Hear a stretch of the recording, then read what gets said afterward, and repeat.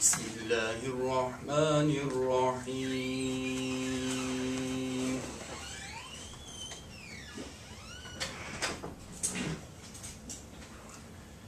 إن الذين سبقت لهم منا الحسنى أولئك عنها مبعدون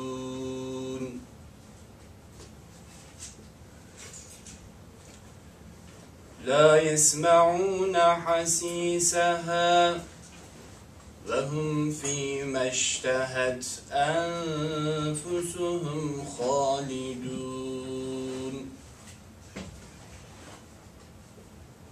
لا يحزنهم الفزع الأكبر وتتلقاهم الملائكة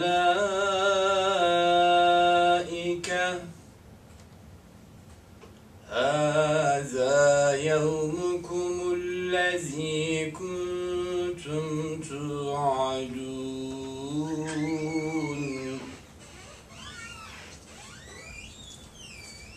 يوم نطوي السماء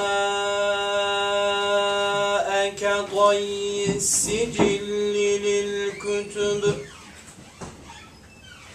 كما بدأنا أول خلق نعيده وعدا علينا إنا كنا فاعلين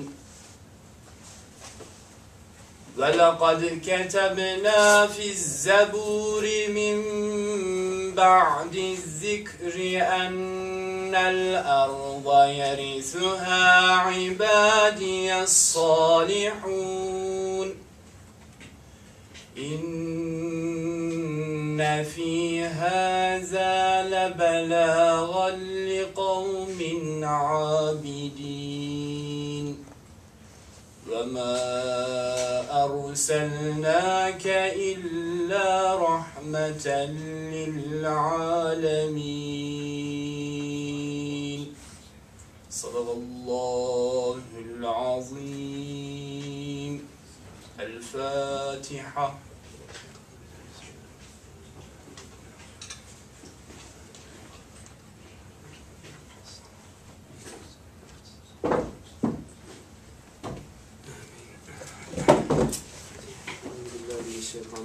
بسم الله الرحمن الرحيم صلى الله وسلم على سيدنا محمد وعلى آله وأصحابه أجمعين. اللهم صل على سيدنا محمد صلاة تخرجنا بها من أوحال الوحي وتوضحنا ما أشكل حتى يفهم إنك تعلم ولا نعلم أنت علام الغيوب.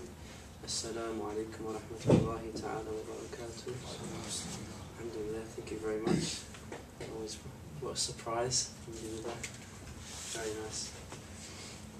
Alhamdulillah, this is in reality, when we look at when we have these talks, I actually prefer it's a gathering more than a talk. Is that we come together, and this is what the topic is today, about suhbah, about good company, and this is the whole purpose. The whole purpose is we come together, and I usually, when we have gatherings, we have recitation of Quran, we recite different things, and then the talk always comes at the end.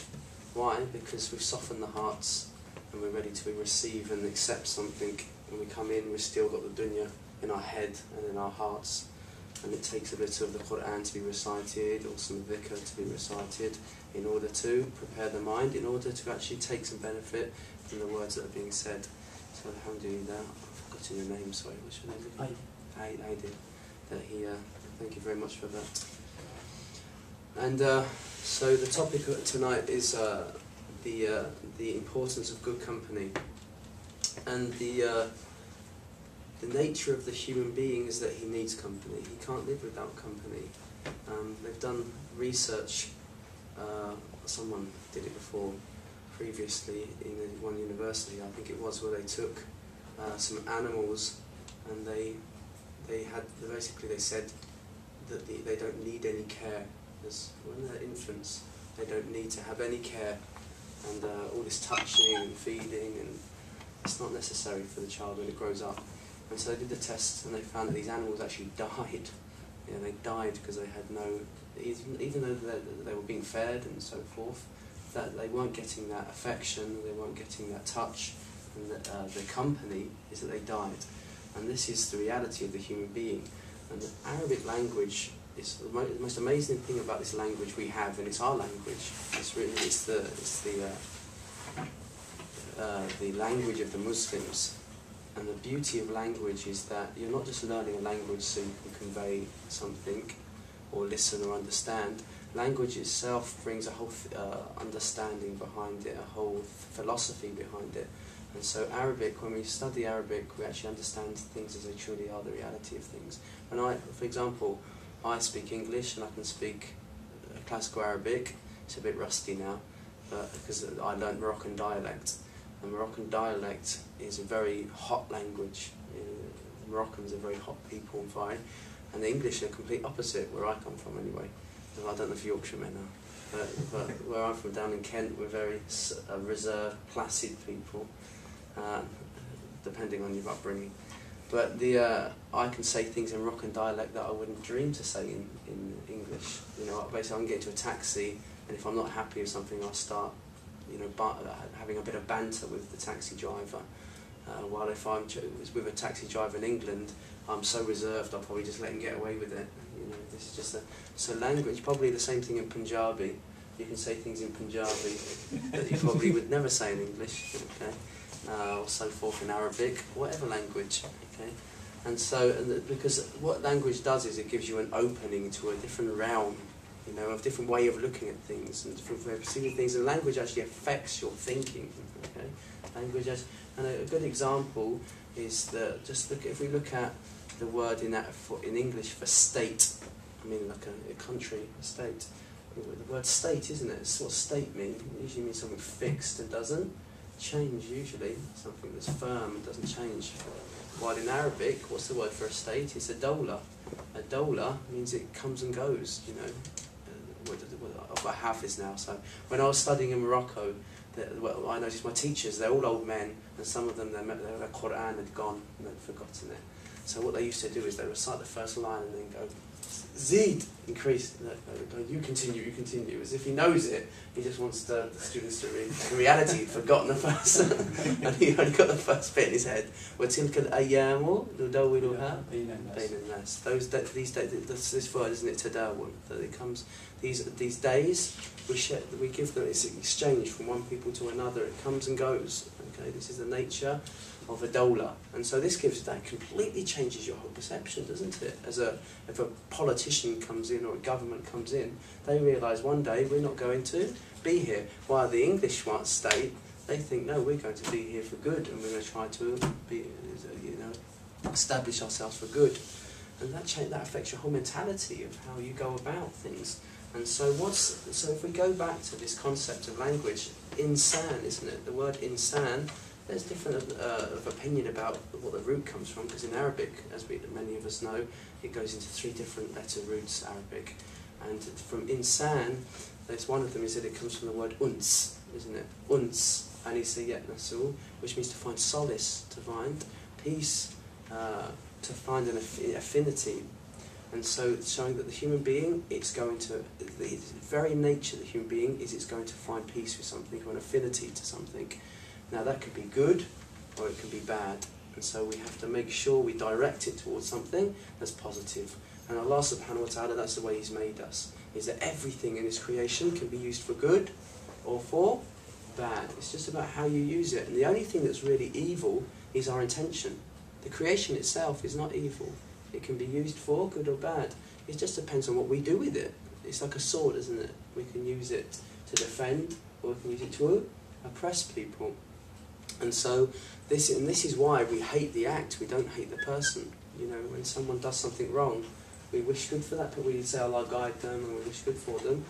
It's the act we hate, and it's the act that you're punished for, because you create, as if you've created evil, you've brought evil into the world, okay, where it wasn't there before. And so the human being needs to find company, and we see this from the very beginning of time, don't we, with Sayyidina Adam alayhi salam, that when he was created, he was placed in paradise, he was placed in the garden, and you think he's got it all.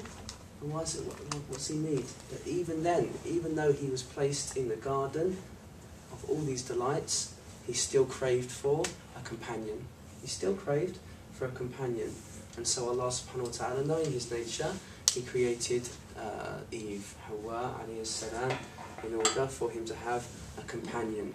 And so this is our very, very nature. And we have to be, our nature is that we're intimate people, and that we're also influenced. Our nature is we always, and I spoke about this, the last three talks really, these three talks, they overlap the topics, the themes, and that we are always going to be influenced. We're either giving or we're taking. That's our nature.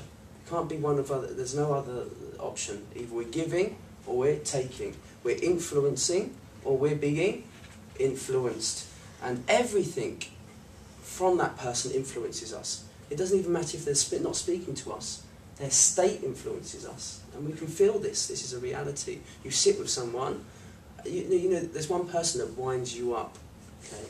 You might have not seen him for 10 years. But then, and you've never, that vice that you have in you, that hot temper towards that person, it's quelled for 10, it could not be there for 10 years. And then as soon as he turns up that day, it all comes out. And you think, oh, I thought I got rid of this, you know. And this is an amazing thing, is that a person can just bring out and influence you and take and bring out certain vices in you and characters in you that they're not usually apparent. And the Prophet ﷺ, he said, even be wary of the milk, which woman the baby takes the milk from. He says, because she's not just giving milk. Okay, so if a mother's stressed and she's suffering from postnatal depression, sometimes the milk even becomes poisonous for the baby. I mean, I'm not a midwife. Is that true?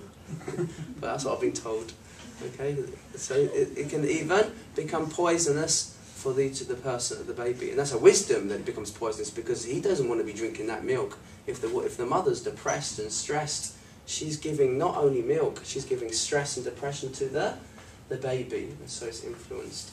Okay, and so this is from the moment we come into the world, we're being influenced, or we're influencing. Most of obviously the first few years up until probably puberty, we're being utterly influenced.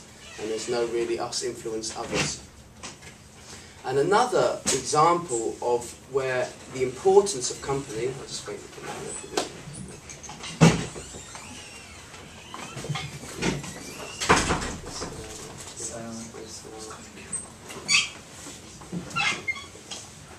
Another important thing about company is how it lifts the spirit.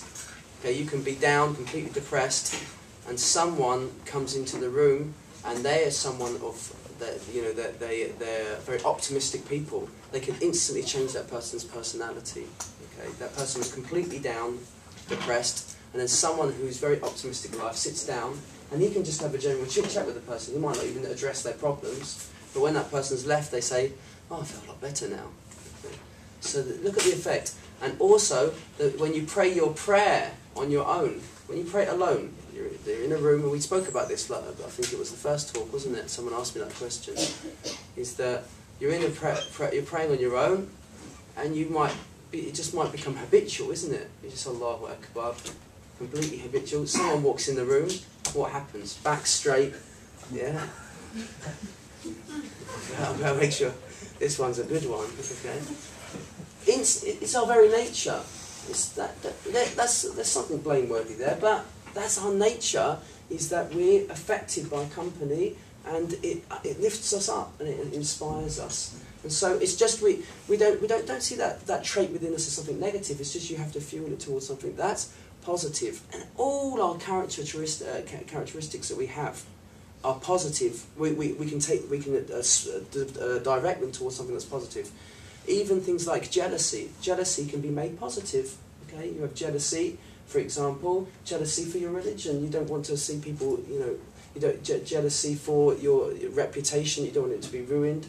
Or it can be used for negative things. Jealousy, in that you don't hate what that person has and you wish they never had it and you want it for yourself. You can direct all these anger can be used for positive or it can be used for negative. The human being is like neutral, and he can turn those things into positive things, or he can make them negative according to what he wants from it in his life. It's very rare to find someone who is an inspiration to others, who's not being inspired. If we look historically at people, and they're inspirational people, you can bet your bottom dollar that they've been inspired by someone else. Okay, they sat in the company of someone who inspired them. They took on those traits, and then they go forward. When they get to a certain stature and a certain position, then they're able to give that out to other people. Okay, and this is the miraculous thing about the Prophet ﷺ, is that he didn't have anyone. Look, his father passed away before he was born. He didn't have a father figure to inspire him. And his mother passed away when he was about 5 years old. Huh? Then his grandfather, Abdul Muttalib, he passed away when he was around 8 or 9, and then Abu Talib came in. He never had in those essential years, I'm talking about this essential years where your whole personality and the way you look at life is shaped and formed. Okay, he didn't have anyone stable figure in there. Okay, so that's a miraculous thing. And Ja'far as-Sadiq, I think it was Ja'far as-Sadiq radiallahu an, who was asked about why did the Prophet sallallahu alaihi wasallam parents, why was he made an orphan? Why did Allah subhanahu wa ta'ala make him an orphan? He said it's so that no one had a right over him, so no one could say I gave him that, so someone could so I taught the Prophet sallallahu alaihi wasallam. He said so he was Allah's alone. He said that's what he said about the reason, the wisdom in the Prophet sallallahu alaihi wasallam was an orphan. Okay, and usually if we look at in society, children that come who don't have a proper upbringing, or they don't have, they're orphans, they're the people that end up going astray in society. And this is the miraculous thing about the Prophet ﷺ. He didn't have any real role model. I mean, obviously he had role models in his life. Abu Talib was probably a role model, and Abdul Muttalib was a role model for him, and many people in his society, but really not to the level, not to what he attained, sallallahu alaihi wasallam. It's impossible that there was someone like that in the society that he took from. Who did he take from? But he still took from someone. When he was 40 years of age, though. Who was that? Through the angelic world. Sayyidina Jibreel alayhi salam. His inspiration was from another world. So this is the amazing thing, and the fact that we need companionship is Allah subhanahu wa ta'ala understands our makeup. It's why He sent prophets. Why didn't Allah just send down a revelation for us with the angels carrying it, and then we've got our book, and then we can look at it, apply it? No, Allah subhanahu wa ta'ala out of wisdom sent another person from amongst us, a prophet from mankind, in order to inspire us. You can't, and this is what we have to learn. You can't just take Quran, and you can't just take Hadith and think you'll get to Allah subhanahu wa ta'ala. It's impossible. You have to see it being put into practice. Someone say, I'm going to lock myself away, I'm going to read the Quran from beginning to end, and I've got the Kutub al-Sitta, I've got the 6 books of Hadith, I've got the Quran. Next month I'm going to read them all in a month. You watch me when I come out.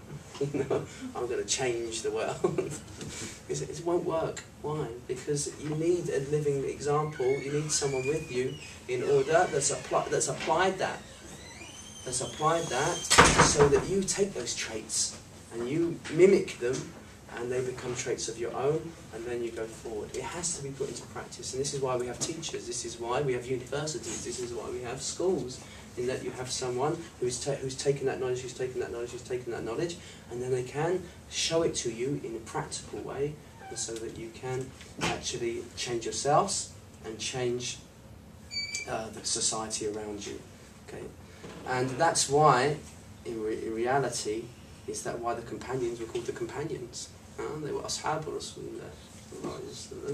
Is that this was why? What was their virtue? That for this word Ashab, where does it come from? The verb sahiba. It comes from the same word suhba, which means to take company.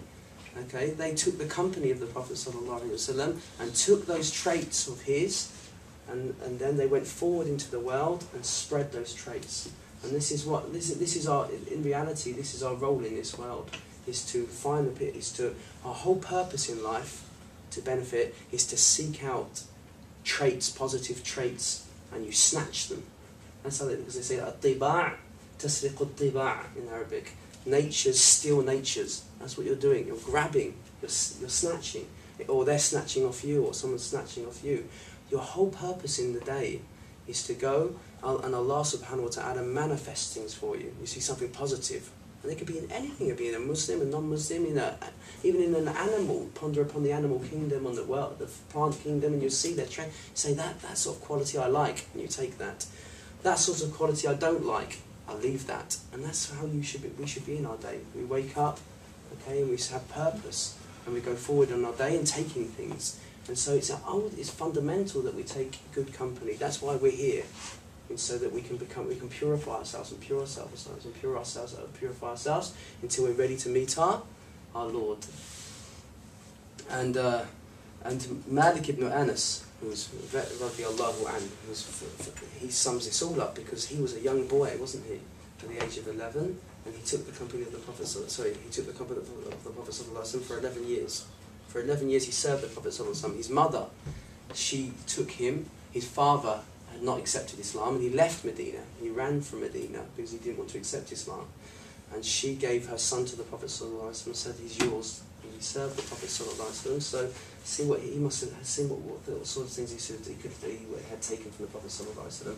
And he says, what does he say? لما كان اليوم الذي دخل فيه رسول الله صلى الله عليه وسلم Medina, when the messenger of Allah entered Medina, what happened?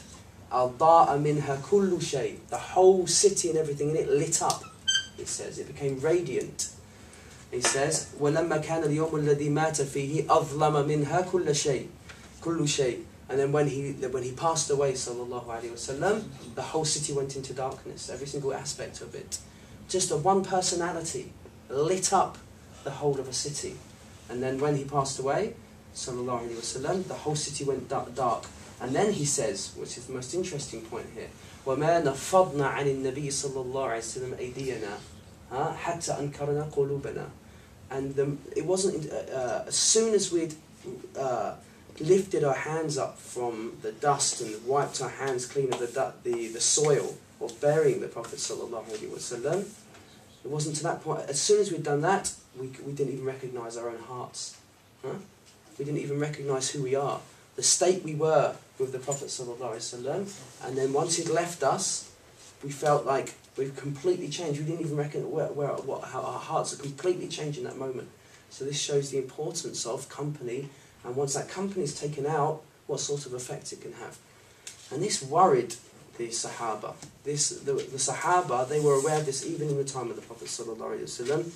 He said they came to the Prophet sallallahu alaihi wasallam in a hadith related by Abu Ya'la, and they said, "Ya Rasulullah, what do we do when you pass away? When you pass away, who do we sit with?" This one of the main concerns, that we need companionship. And when you pass away, we're not going to find companionship like your companionship. So who do we take? He says, "Jalisu man tudhakkirukum billahi ru'yatuh." Sit with those who, when you sit with them, when you gaze upon them, you think you see Allah. When you sit with them, you forget about all your problems, and you just think about all the problems go out your head, and you just think about Allah subhanahu wa ta'ala. You find solace and peace and relaxation. Okay? When تذكركم بالله رؤيته ويزيدكم في علمكم منطقه. And when he speaks to you, he increases you in knowledge. What are we talking about knowledge here? We're not talking about information. Come and sit down. Did you know that Mount Everest is such and such a height? This isn't knowledge. What's knowledge? Because that's just information. Knowledge is something that you learn, you can apply in your life and change yourself. And then you can change other people, you affect other people. That's knowledge. That's the only knowledge that's going to be. What's it? Beneficial knowledge that the Prophet ﷺ always asked for. He always said, "Allah give me beneficial knowledge." This is important that we understand what knowledge is from an Islamic perspective. Knowledge, we've got two things. We've got information. That's something you put in your head and it just sits there and doesn't even have an effect on you. And then we've got knowledge. Knowledge is that what goes in the head processes it, accepts it, and so the heart, because in the Islamic understanding, this is the centre of the human being, the heart, not your mind. And the proof is that the body can survive without the mind. The body's, you're still alive. But with we're talking about the spiritual heart, not the physical heart. Because someone says, what happens if he gets someone's had a heart transplant? We're not talking about that heart, we're talking about the spiritual heart. Is that once that's gone, the ruh, the spirit, then it's gone. Then that information goes into your very being, your soul, and you change. It affects your whole outlook on the way you deal with people, the way you interact with people, and your attitudes towards life. And then you give it to other people. That's beneficial. That's knowledge. That's the reality of knowledge in Islamic understanding. And he says in the last one, وَيُرَغِّبُكُمْ فِي الْآخِرَةِ عَمَلُهُ, that his deeds, his very actions inspire you to work for the akhirah. You don't have to. The guy doesn't have to basically grab you and say, no, pray your prayer. Just by sitting in his company, you want to work for the akhirah. You're inspired. And so there's a famous saying that says, مَنْ دَلَّكَ عَلَى الدُّنْيَا فَقَدْ غَشَّكَ. Whoever keeps talking to you about the dunya, haven't you got a house yet? You know, what are you going to do? You need a mortgage, you need to sort out your house. Just every time you sit with him, he's asking about, have you got a house yet? Have you got yourself a better job yet? All he asks about. My dad, God bless him, we don't really, because conversations with me are very short. Every time I phone up, how are you, Dad? All right. How's your job? And that's all he speaks about, my dad. Just job. Where are you, Dad? He says, oh, I'm driving someone to. He's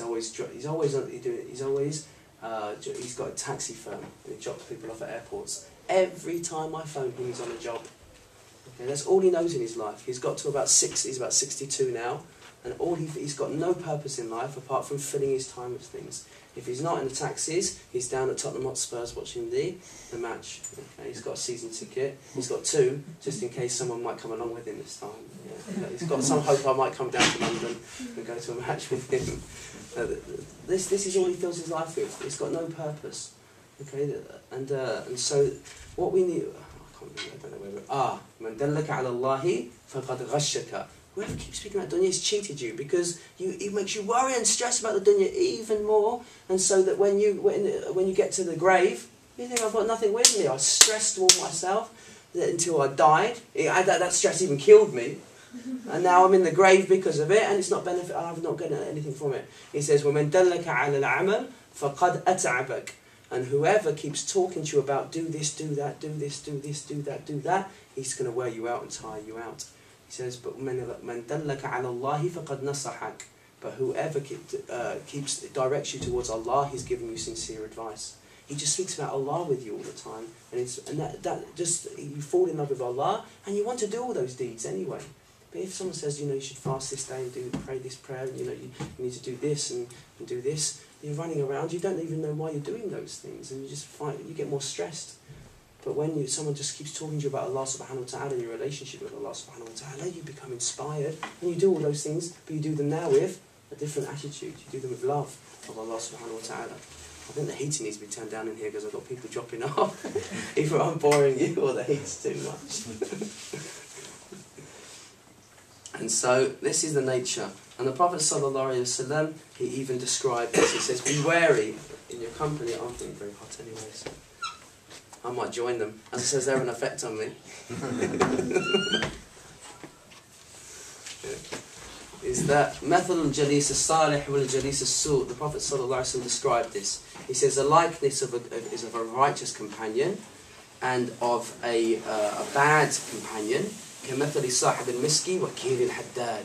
It's like the musk seller and the the bellows of the blacksmith. He says the righteous one, he's like a perfume seller. Why? He says لا يعدمك من صاحب المسك. He says you'll never lose out when you sit with a musk seller, the person who sells musk. You'll never lose out, even if you don't buy anything from him. You're so stingy you don't even buy anything from him.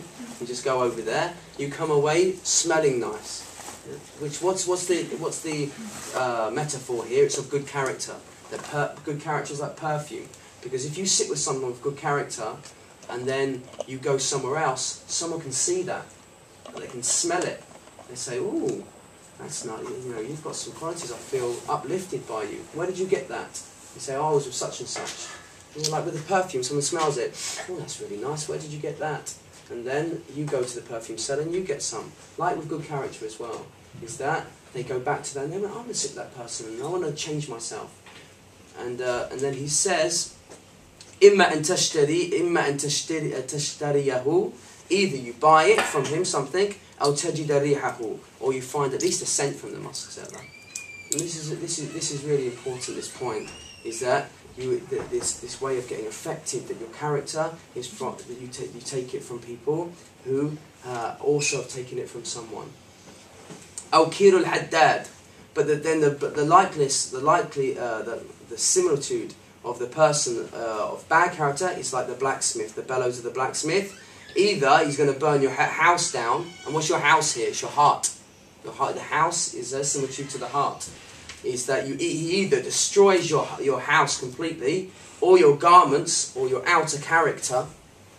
Yes? أو تجد منه ريحا خبيثا, or you just find from a wretched smell. So either he destroys your heart completely, or he affects some of your character. Your thobe, your garment, is like some aspects of your character. He changes your character. Or the worst, just a slight stench you'll get. You're going to get something from him. And so this is the onus the Prophet ﷺ said, be very, very careful about the people who you open up to, and you make sure they're good people who you can trust, because there's nothing worse than someone who's been broken-hearted. And unfortunately, in this day and age, we've all got broken hearts. We've all been disappointed because the majority of people are completely unrighteous. And when you destroy someone's heart, it's all over. It's very difficult for them to change it affects their whole attitude to their life then. They become extremely pessimistic people, and if you've got a society of pessimistic people, you're in trouble.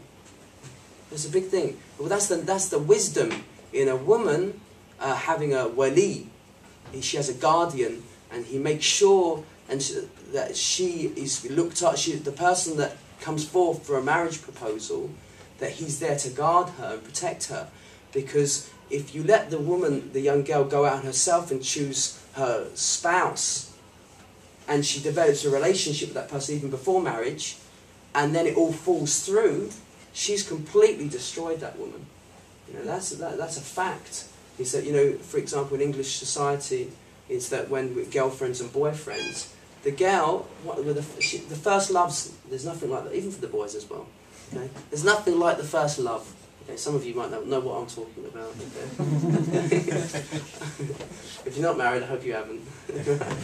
Is that there's nothing like first love. Okay? In that you become completely besotted in that person. But the moment that you find out that that person really wasn't sincere in their love, you're shattered. And it's very difficult for you to have another relationship and trust another person. And the same thing with companionship. So if you've basically been let down by your parents, you know, they really didn't raise you properly, you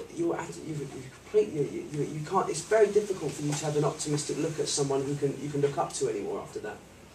And then you look, but the nature is you want that, you need that, and so you go out in the streets and you look for people, you know, your peers on the streets, usually the worse of character, and then that's what if you've lost that hope in your own homes, it's all over. It's very, very difficult for that person, and he doesn't only destroy himself; he destroys the whole society and the way they look at things. And this is our problem: lack of trust. We can't trust people anymore. And who do we trust? Our own nafs. Yeah, our own ego is the only thing we actually, that's our gauge, is that in reality we put ourselves above other people, say the sheikh's a fake, you know, or this person is no good. And this is where all the backbiting comes in the community, isn't it? Oh, you know, and this was the characters of the hypocrites, is that when the Sahaba would come forward and give charity, they say, oh, he's only doing it so that he can be, you know, so he'd be known in the community. You know, Mr. Hussein's given such and such amount of money. He's just doing it to show off. And that's how we do it. We end up backbiting people, and we end up ruining ourselves and ruining everyone around us. And that's why one of the righteous, he said, Suhbatul Ashrar tujibu su'al dhanni bil akhyar. This is a very important saying. One of the early righteous, he says, taking bad company brings about you having a bad opinion of the good. So if you've only had bad company, when you actually find someone who's righteous, you actually think bad of him, okay? And you ruin yourself, and you ruin everyone around you. And that's why one of the other righteous people said, لا تصحب من لا ينهدك حاله ولا يدل على الله مقاله. Do not take the company of except of he who inspires you. His state, just looking at him or her, inspires you when you look at them. And then when he speaks, وَيَدُلُّ عَلَى اللَّهِ مَقَالُهُ, and he's always directing you back to Allah subhanahu wa ta'ala. Every time he speaks to you, he's reminding you of your Allah and your relationship with Allah subhanahu wa ta'ala. He says, don't take anyone. Well, if we take that maxim and that rule, we're in trouble, because there's very few people that do that anymore. You know, you get to it, and I've seen that in Morocco. I lived in Morocco, and I sat in people's company. I'd be ashamed to ask them about the weather. They don't talk about anything but Allah subhanahu wa ta'ala or the Prophet sallallahu alaihi wasallam. I sit with them, and I'm ashamed to, and that's the first thing we talk about in England. You're at the hairdressers, you're stuck for conversation. What's the first thing we start talking about? Oh, the weather's not too good today, is it? I went to a hairdresser's in Keighley recently. They say some things you shouldn't change in your life: your hairdresser and your tailor. Is there anything else? Yeah, hairdresser, tailor. Anything else? I'm not sure. But I changed my hairdresser this week, and my other hairdresser's going to kill me when he sees the haircut. Is that I went to an Italian barber, okay, and I'm in Keighley and I'm isolated in a cocoon. I basically spend most of my time just at home with family, and I go to the madrasa to teach. So I'm constantly doing something and involved in teaching Quran or teaching Islam or something like that. For the first time for a long time, I went into a barber shop, and I had Sky News in front of me, and I had the barber, and I had about 5 old white gentlemen in the barber shop with me. I'm so out of it, I walked in the barber shop and gave Assalamu alaikum to them. And all these old men are sitting there looking at me like, Pakistani. So I come sit there, and I can listen to the conversation. I'm feeling really awkward with the conversations. The first conversation is weather. Second conversation, because it's Saturday. Next, men. Women always. We always complain about the women. The women whinge all the time. Whinge, and all they talk about is clothes and shopping. Well, men are just as bad. All they talk about is sport, and then after sport. I was sitting there. We went from football, talking about what was going on in football, and then we talked about what was on Saturday. I think there was a rowing, wasn't there, or something like that. They moved on. There was rowing, wasn't there? I think rugby was on as well. Yeah. So they had plenty to talk about that day. They moved on from that theme to that theme to that theme to that theme, and then then something came on about Libya, and I think they looked a bit awkward then. They saw me. I think they wanted to talk about the news, like something, Muslims, they can't. They looked at me and I thought, oh, we don't start this, he might probably rip the show. So I actually felt awkward, and I was sitting there with my silence and thinking, I'm bored with what they're talking about, and I'm thinking, I wonder why he's so silent, what's he thinking about? He's probably wanting to kill us all. The media is so powerful now, I'm paranoid about being quiet. So eventually they moved on to some theme I could talk about, I could whinge about, which was about the car parking in Keighley. So I was talking about Airedale Hospital, so I thought I can come in here. And so I came out of the barbers, I'd lost my hair, and I felt I'd lost my mind as well. Because I'm used to sitting with people that we talk about something of benefit. I came out there feeling really stressed. And this is the effect that people have. But maybe some of you thinking, what's wrong with that? But when you sit with people who just talk about Allah and talk about righteous things and inspire one another, you get so used to that to go back is torturous for you. To go back to that, and that's a state. But if you spend more company with the people of dunya, you end up becoming infected by the people of dunya. And so it's important. And so the Prophet ﷺ stressed this. He says, "Ar-rajulu ala dini khalilihi." Man is upon the religion of his khalil, his intimate friend, the one he opens up to. He says, be careful. He says, فَلْيَنْظُرْ أَحَدُكُمْ مَنْ يُخَالِلُ. So be careful, every one of you, look at and be careful of the one who he sits with and is intimate with. He opens himself up and relaxes. Okay, it doesn't mean that we don't be nice to people, you know, because this is important. People understand this. There's two things. There's sitting with someone, being nice to them. You should be nice to everybody. You know, you don't just grimace at them. You're talking about the dunya, and you start grimacing at them. No, you're supposed to be kind to people and nice to people, and that's why Allah subhanahu wa ta'ala, and Nadi's going to help me here, in the Quran, لا ينهاكم الله عن الذين لم يقاتلونكم في الدين ولم يخرجوا من دياركم أن تبروهم وتقسطوا إليهم. Allah subhanahu wa ta'ala says about the non-Muslims, He says, no, He doesn't prevent you from being kind and showing righteousness and being just to them. Huh? But what's the thing we be careful with people is completely opening up. This was Allah's being and becoming intimate friends with them, and this was incredibly relevant in the time of the Prophet ﷺ, because there was so much enmity there in the Arab Peninsula with the Muslims and the non-Muslims. But we see that the Prophet ﷺ, with those that didn't show hostility to him, he was very beautiful to them and showed them ultimate beautiful character. But we're talking about opening completely up with them, whereby we even in society today, we don't do that with many people. We don't do that. We won't even do that with most of our family. You completely relax with them because we've so been cheated and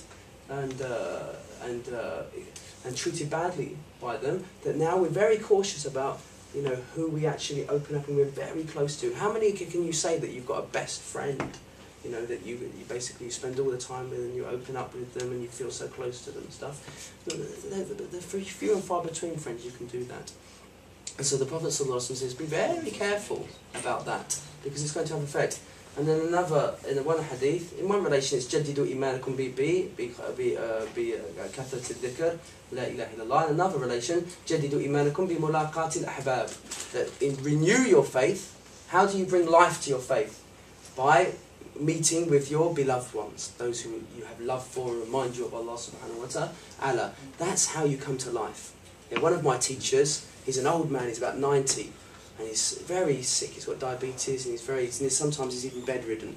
But as soon as his students come, he comes completely alive, as if he's an 18-year-old, and he's got more life than we have. And he's always talking about Allah, and then as soon as we go, he says, when you leave, I go back to my bed and I'm completely exhausted again, he says. Because when someone comes and reminds you of Allah subhanahu wa ta'ala, you come alive. And the Sahaba, we've got many stories of this, and interestingly, first of all, I bring you one hadith, one story of one of the Sahaba. It's a famous hadith, the hadith of Handala. Handala, he went to Sayyidina Abu Bakr in the morning, and Sayyidina Abu Bakr, radiallahu anhu, he asked him, Kayfa asbahta? You know, he said, how are you this morning? He says, لَقَدْ نَافَقَ Handala. He says, Handala, he's a hypocrite. Okay? He said, Abu Bakr says, what's this? How do you mean you're a hypocrite? He says, well, I'm in the presence of Sayyidina Rasulullah sallallahu alayhi wa sallam. He speaks about the paradise. He speaks about the hellfire, and we feel like we see it. Huh? We feel like we forget about all the dunya.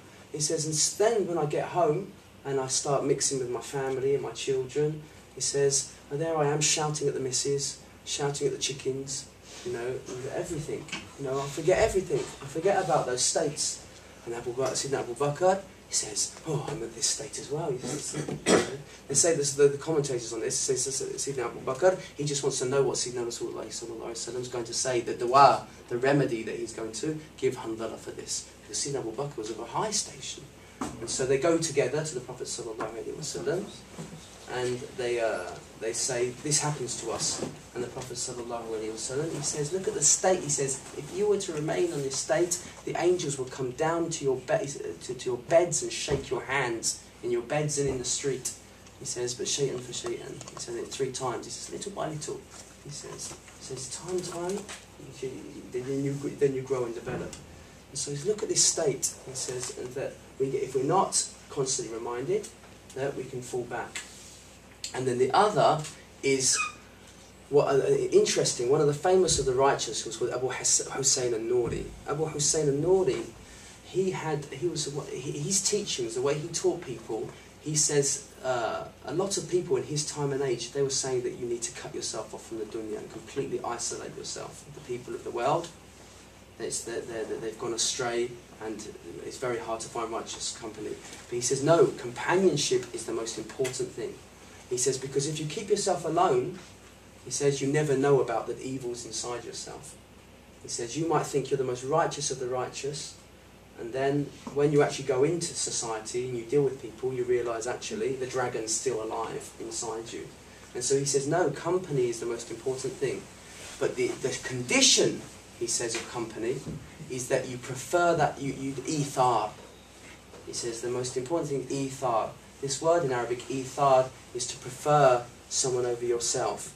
And then he quotes the verses of Quran. Why were the Ansar, why did the helpers, the people of Medina who accepted Islam, how did they reach the station that they reached? But by them taking the company of the Muhajirin, the emigrants from Mecca, and preferring them over them, their very own selves. And so he quotes the verse of Quran, وَالَّذِينَ تَبَوَّا الدَّارَ وَالْإِيمَانَ مِنْ قَبْلِهِمْ يُحِبُّونَ مَنْ هَاجَرَ إِلَيْهِمْ وَلَا يَجِدُونَ فِي صُدُورِهِمْ حَاجَةً مِمَّا أُوتُوا وَيُؤْثِرُونَ عَلَى أَنفُسِهِمْ وَلَوْ كَانَ بِهِمْ خَصَاصَةٌ. And so he says, وَالَّذِينَ تَبَوَّا الدَّارَ, those who have taken the abode, the city before you, meaning the people who lived in Medina before them, وَالَّذِينَ تَبَوَّا الدَّارَ وَالْإِيمَانَ, and faith. Can you repeat? وَالَّذِينَ تَبَوَّا الدَّارَ وَالْإِيمَانَ مِنْ قَبْلِهِمْ, before them. So they were there in Medina before them. Carry on. And they don't find within themselves حَاجَةً مِمَّا أُوتُوا, all that dunya they had, they're not attached to it whatsoever. وَيُؤْثِرُونَ عَلَى أَنفُسِهِمْ, and even if they need it, even if they need it, they're willing to give it up for the other Sahaba who came from Mecca. And they said that he brings the ultimate story of this. He says in the Battle of Uhud, the women were going round giving drink to the ones injured on the battlefield, and then the water was about to touch his lips. He was crying out, water, water. And then as the water was about to touch his lips, he heard someone else crying for water. And so he goes, no, go to him first, he has more need. And they go over to him. That person, the water was about to touch his lips, and then he heard someone say, water, water. He says, him first, he has more need. And it kept going, she kept going around and round and round, until when she actually came back to the first one, he'd passed away. This was the sort, they even preferred their own souls, their own lives, over their own, the souls of their companions over their own selves. He says, it's imperative that someone takes company of another, but not just you chill with them. You're there to serve them. You see yourself as a servant of them, and you put yourself, their own needs over your else. He says, by doing so, you purify yourself, and you're able. And this is the biggest wisdom in getting married. This is the biggest wisdom in getting married, is that you are a servant in reality to your family. You feel it sometimes. Yeah, you're having to. The money goes in your pocket and you're happy, and by the time you get home, she's taking it out your wallet and she's saying that's for savings or that's for my shopping. Or, and you think, why did I work? I don't get anything out of this.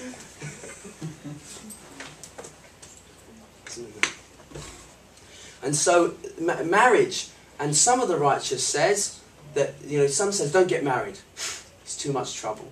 But some said no, get married. Because that's when you find out you're a real person, a real man. Let's see the boys from the men now. Put them in a marriage situation where they've got responsibilities, and then it makes a man out of you, and that you always prefer that person over yourself. For example, you see couples squabbling like kids. The husbands and the wife. Well, in reality, the man, he's supposed to take the higher ground. Okay, he's supposed to see the man. He's supposed to see. What does Allah say? He says, "Qu anfusakum wa ahlikum naran." He says, protect yourselves and your family from the hellfire. So it shows that the man, and he says, "Rijalu qawwamuna 'ala an-nisa." Says that men are a station above women, but why? In responsibility, not just by their very nature, not by their nature, is that because they've got more responsibilities. Because a man, when he marries a woman, his role as a husband is to inspire her. Because in reality, he has the Prophet ﷺ as a role model, And he is trying, his responsibility is to take on the qualities of the Prophet ﷺ so she can gain an intimate relationship with the Prophet ﷺ. So she can see how a man should be. Yeah, and so he's actually, when a man marries, he's supposed to be a teacher to his wife. He's supposed to see that responsibility as a teacher. Call, protect yourself and your family. So you've got the onus to actually teach and inspire. You know, not just go home, so where's my rubdi? Okay, okay, massage my feet and my head now. I've had a tough day at work. Okay. No, the responsibility of the man is when he goes home, he's moving from one responsibility to another responsibility. He sees everything as an act of worship. He's done his worship in that he's earning a livelihood in the dunya, and he comes home, and now his responsibility is to inspire his family. When he comes home, when he eats with them, they eat all together, and he talks about the adabs and the etiquettes of the Prophet ﷺ, and they see him as an inspiration in their lives. My God, that would save half the marriages, wouldn't it? Okay, if we need marriage courses to get married. I've heard in Malaysia they do this. We should have a that could be next door. In Malaysia, I've heard, there is a book, I've seen the book, so, is that you can't get married until you pass an exam. There's a marriage book, it teaches you fiqh and like the laws, what Islam requires of you to get married, but not just that, from a legal point of view, but also from character. And so the couple, they want to get married, they like each other, but here's they've got to get studying, yeah. Certificate. Huh? Certificate. Certificate. Yeah, he's got to say, I got it stamped. Now I can marry you. It'd be like driving test, isn't it? I failed the 5th time. I finally got it. And then she's got her one as well, though. And then apparently a tradition, I don't know if it's required, is that they go on Hajj and they do the actual the marriage, the nikah. They're on Hajj. Okay. And so one of the wisdoms is that you see the religion something in part of your life, because a lot of people you've never actually seen outside of Bradford or Leeds. Well, you've come to Leeds now, so it's a trip to Bradford. Is that now you're in Leeds, you've seen a bit all the world. There are people who are Pakistani. Is that you go to Hajj and it's like, whoa, you know, you don't know Urdu, but you're Muslim. You know, well, welcome to the world. Well, you come on Hajj and you see people from all sorts of ways. You realise this religion is beautiful. Okay, and so someone goes back. Well, isn't it? When someone goes on Hajj, they come back and they say, now I'm going to try to be religious. And so they do their marriage ceremony. They're on Hajj, so now they're ready. They're inspired to go back and actually make their marriage worthwhile. I mean, these things are. I mean, that would be amazing. That would solve. I mean, we've got so many marriage problems. It's unbelievable. Okay, because people don't even know why they get married. And so that's the ultimate companionship is marriage. The ultimate companionship is marriage. I've gone way off tangents tonight anyway. So we've done an hour, haven't we? I'll try to wrap it up now anyway. So that's that. And as we said, the importance of company is straight away there in the Fatiha. It's what? Iyyaka na'budu wa iyyaka nasta'een. You alone we worship, and you alone we seek help. Ihdina siratan, guide us to the straight path. What's the straight path? Alladhina an'amta alayhim. So it's through people. The straight path can only be taken through people, because he's saying the path of those who you have blessed. Who are these people you have blessed? And then Allah starts describing them in the Quran and giving all their attributes, so you can look out in the world and you see who these are. غَيْرِ الْمَغْضُوبِ عَلَيْهِمْ, not those who have brought anger upon themselves. غَيْرِ الْمَغْضُوبِ عَلَيْهِمْ وَلَا ضَالِينَ, or have gone astray. And so you respond, and then straight away, Ameen, Allah answer our prayers. Straight away the answer's there. Alif Lam Mim, ذَلِكَ الْكِتَابُ لَا رَيْبَ فِيهِ. Then he goes into the attributes of the believers, then the attributes of the munafiqeen and the kuffar. So the kuffar and the munafiqeen, the hypocrites. 3 degrees of people. And so Allah categorizes people, and it describes them so that you have the ability to now go forth in your life and start saying, oh, I've got to stay away from him. That's a person to take company from. And this is incredibly important, and you can't do it without company. And the proof is, I gave the example in our first talk, in the first talk we had together, is that imagine life like a classroom. Like a classroom, you've been sitting at the back with the naughty boys, okay, or the naughty girls in this situation, okay? Okay, it's that they're right at the back, and mid-term you come and you've got worst of grades. Why have you got the worst of grades? Because you were mucking around at the back. Okay, so what do? I'm going to the front with that SWAT, the guy that I've been throwing aeroplanes at his head. Yeah. Okay, and the one that I was thinking, he always puts an apple on the teacher's table every lesson. Okay, now you're grovelling at his feet. Okay, before you were taking the mickey out of him and throwing things at him. Now you're at his feet saying, please, please, I want to sit next to you. And so please, let's have some. I really like you, and I'd like to come round your house this week. Why? Because you want to get his. You want to. How do you explain to me that? Okay, and then he starts clicking on. You don't want me. You just want my. And so, but that's why. Because you realise the importance of succeeding in an exam. What about the big exam of life? Huh? What about the big exam of life? So you look for those people you were mocking, and you're thinking, those people are weird. They're just weird.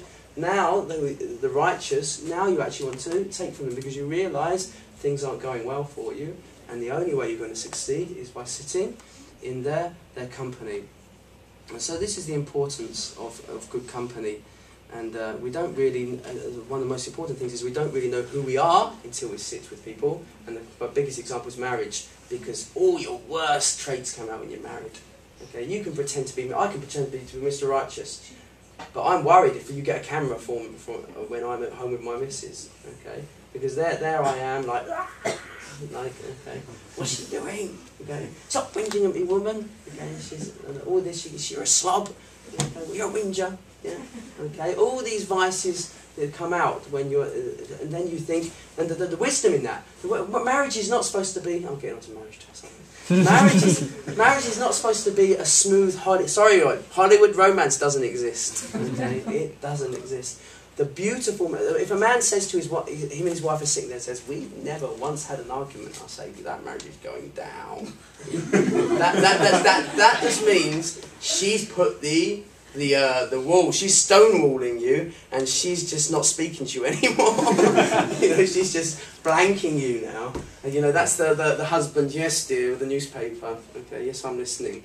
No, a beautiful marriage is where there's arguments. We love arguments because when you argue, then you realise, oh my goodness me. You identify that fault and say, I'm going to improve that, and I'm going to change that, so the next time you don't, and you develop as two human beings. And the best example there is the Prophet ﷺ. His marriage wasn't saved from argumentation, okay? And there's a wisdom in why that happened. There's a wisdom why his wife dealt with him the way he did, so that we have a model for us. So I can basically, when my wife's nagging at me, I can say, I'm just smiling, thinking, look how the Prophet ﷺ dealt with that. He's a mercy for marriage, because you can just say the greatest creation went through this. But so you're smiling. She's like, why are you smiling? You're supposed to be getting angry. You're just smiling, saying, subhanallah. And so this is the beauty of companionship, is that only through companionship that we can actually raise our states. But it's imperative that we find good company, and that we find a good wife and a good husband as well. Okay. Alhamdulillah. Okay, how are we doing for time? We've got 20 minutes. If you want me to wrap it up now, that's fine. If there's questions and answers, then you're free to answer. Or ask, sorry. Some people, they ask questions, they don't... I have a question, and then I find out 20 minutes after they finish, there wasn't a question, actually. They just wanted to tell me what they thought. Yeah. Yes? Do you think that we're too sensitive now to take advice from people? But this is a big problem, isn't it? In today's day and age, is that people don't even want to take the advice, and this is because and we are too sensitive, but we shouldn't be, because Allah Subhanahu wa Taala, I think it was Imam Shafi'i, if my memory serves me correctly, he says if this surah was to be just left with us, this would be alone, this would be enough, wasn't it? In that insana, man, it's by time. Did I talk about this last night? Is that man is at loss except. By time man is at loss except he who's وَتَوَاسَوْا بِالْحَقِّ وَتَوَاسَوْا بِالصَّبْرِ. They impeach, they how do you translate it? They encourage one another towards good. So that means that you have to give people advice. And so when someone gives them advice, and Sayyidina Umar, radiallahu anhu, he used to get up and say, give him, he says, is there any fault you see in me? Is there any fault you see in me? And the only fault they said, he had 2 different dishes he ate from, you know, for his lunch, is that he had 2 different. We've got the rice, and we've got the washed, and we've got the chicken, and we've got this dish and this dish. Okay, that was all they could find a fault in Sayyidina Umar radiallahu anhu. And that's not even a fault. But he said, I'll change that, and he only had 1 meal after that. So he yearns for people to bring out faults. And there's my advice, because it's very difficult.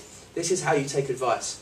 First of all, if someone comes to you, and it's usually, the mosque is where the advice comes, okay, everyone's the mufti in the mosque, okay, is that they come, and someone comes up to you and says, and I know when it's coming because I'm in my prayer, and he's sitting next to me, and he's been there too long, and so I know when I get assalamu alaikum wa rahmatullah, assalamu alaikum, he's going to give me something, and so I pose myself, and then I stick my tongue here, and then I let him speak. So it stops me actually grinning or grimacing at him. And then you just take that on board and you just say thank you. Okay? It's important that you say thank you, even if it's wrong. Okay? You just say thank you. Because he's not going to accept anything now because he's giving you advice. So he's wanting to give. And so there's no point you speaking. And so you just say thank you very much, that was very informative. Okay, and he might be telling the truth, and you go chase it up. The important thing is that if someone gives you knowledge, especially about the religion, you go to people you trust. Okay, and this is a big problem in our communities. Is that we go to. Once I was in Birmingham, in a mosque, and I'm a white guy. Sorry, you know I'm a white guy.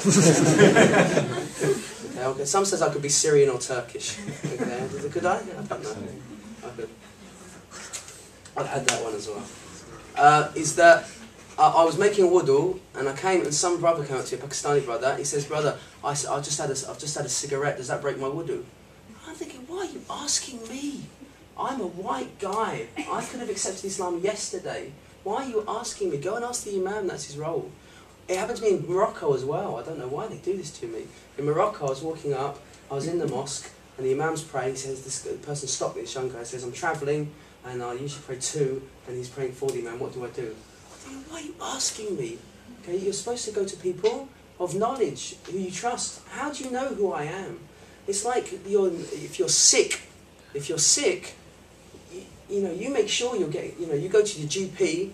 Even we've lost faith in GPs now. I mean, I'm sorry, I've lost faith in GPs. You study how many years? 5, 6 years, is it? And all you do is when I come in, say, "And what would you like? What's the problem?" And then once I've told my problem, he goes, "Okay, what would you like?" I go, "Well, have you got a catalogue?"